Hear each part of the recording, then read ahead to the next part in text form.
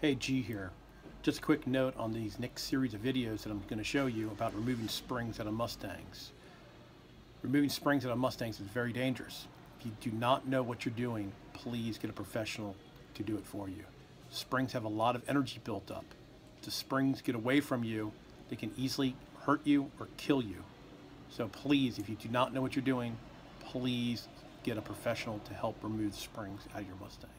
Thanks. All right, well, tonight we are going to take the springs out so we can take a control arm off, upper control arm. We've already taken the upper control arm off and the spring out on this side, and I don't know if you're going to be able to see it because it's getting dark, but there's going to be a lot of patching to do on the top of the frame rail. There's a hole there in the shock tower, another hole in the shock tower there, and it's pretty thin up front here. And on this car here, they actually had, this car was undercoated pretty well. They actually had so much undercoating in here that the water got trapped underneath it. So there was a good ½ an inch of undercoating in this piece, and it just held the water. Here's probably a piece of it right there. Some of the undercoat and what's left of the metal.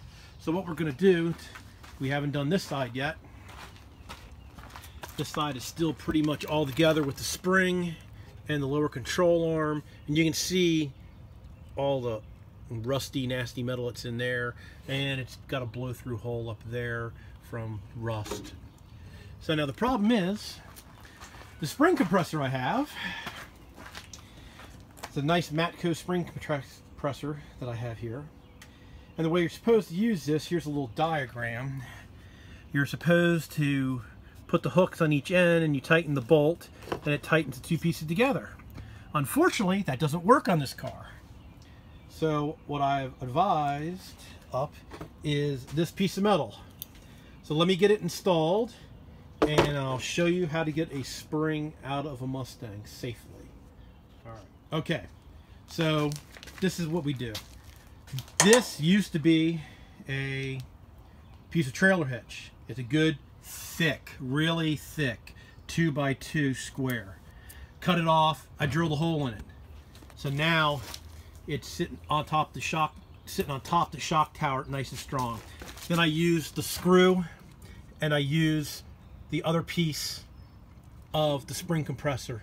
So now all we have to do is start tightening the screw, compress the spring. After we get the spring compressed up, we'll take the lower, we'll take the bolts, sorry, not the lower, we'll take the bolts out of the upper control arm and slide the upper control arm out, loosen the bolt, release the tension on the spring, and take the spring out.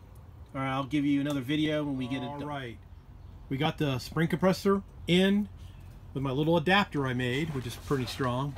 And right now we have the spring compressed, as you can see.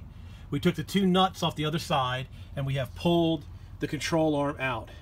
Now, as you can see here, somebody was smart enough to tape the old shims to the control arm so they just wouldn't all fall out.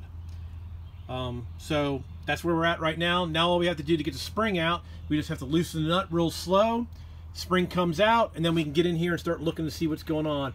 As you see, this one here is going to need quite a bit of work up in the front of the shock tower and in the bottom. I'll have to get a screwdriver in there and start knocking it around and see what's going on. All right, so this ends this one. Thank you.